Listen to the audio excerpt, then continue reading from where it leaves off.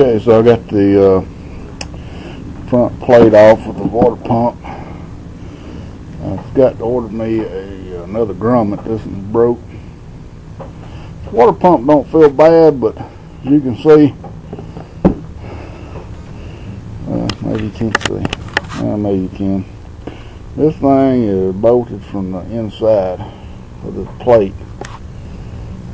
So it's easier to go ahead and change it out and put the plate back on than it is to take a chance of the thing going bad after I get it going and then have to pull everything back off again. Yeah, I didn't spend the money on a brand new water pump. I just bought a rebuilt one. So the first thing I do, I gotta try to get these studs out of this pump housing here. And I forgot to get my torque specs, so I'll have to run back to the house and get them. And we'll get this water pump unbolted and I'll show you what it looks like. Well, anybody that's seen my other videos knows that I love factory shop manuals.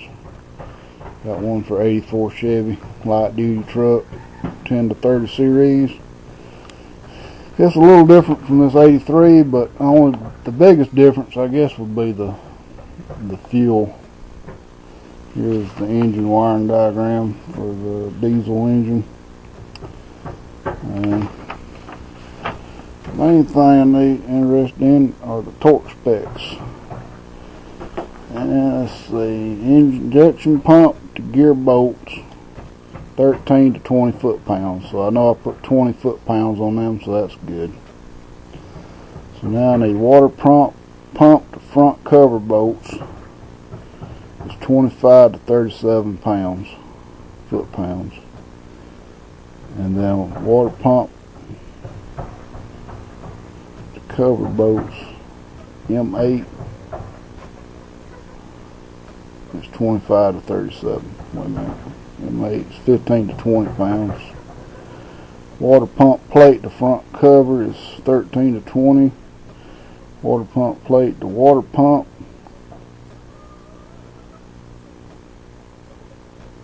is 13 to 20. Okay, that's the ones I need right there.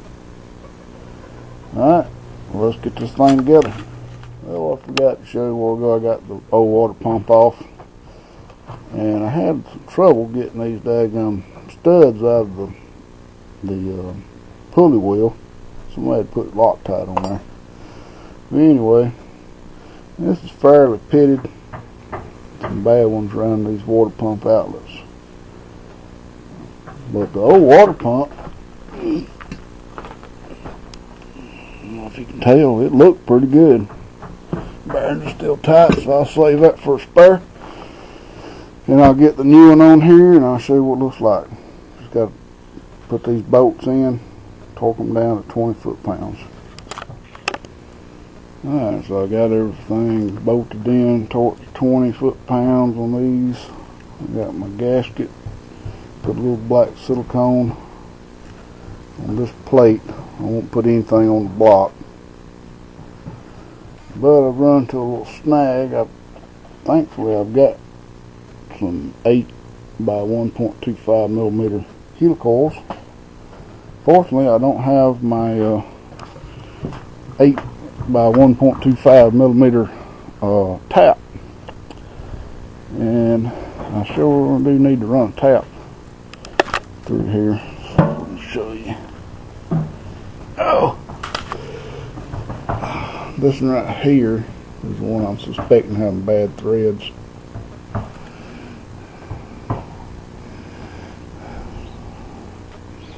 And I was wanting to run a tap through the rest of them just to clean them out because that's aluminum.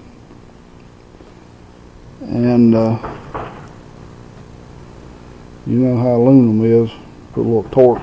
A little too much torque on them aluminum ones, and they tend to just run. They tend to strip the threads out pretty easy. Unfortunately, it's kind of loud around here today. We got some people working on the roof over on the other house. They've been working on that damn thing for 2 days. Can't be that hard to, a little bitty roof like that, can't be that hard to replace. don't know if you can tell, but I've put rust converter on all this right in here, and it's all black now, so I got to paint it. So I got to let my drill charge up. My battery was dead in it. I'm gonna put I may run down see if I can find a tap, because I sure do. This one right here looks like some threads is missing out of it.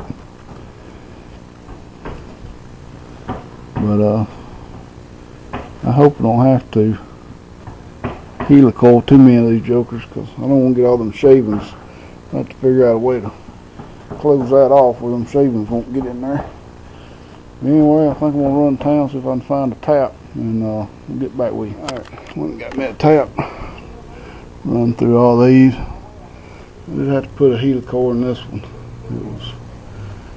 Couldn't even get a bolt to stay in that one.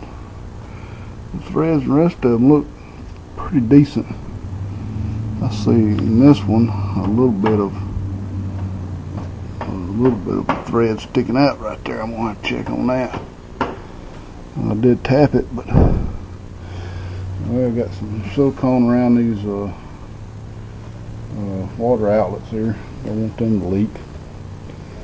And after I check this one thread, I'm ready to set the water pump on there. Alright guys, got it bolted up, and I had some more trouble. I had to end up putting 4 helicoils in.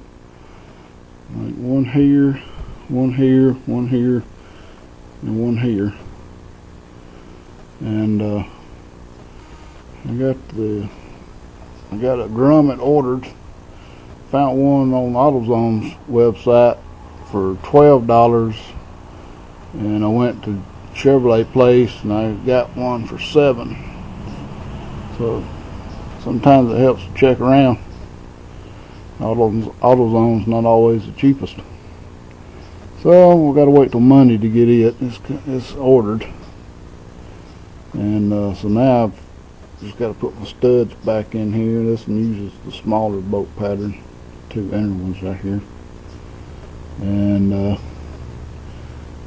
yeah, we'll be ready to set the intake and the crossover back. I did get the new crossover, the new used crossover the other day.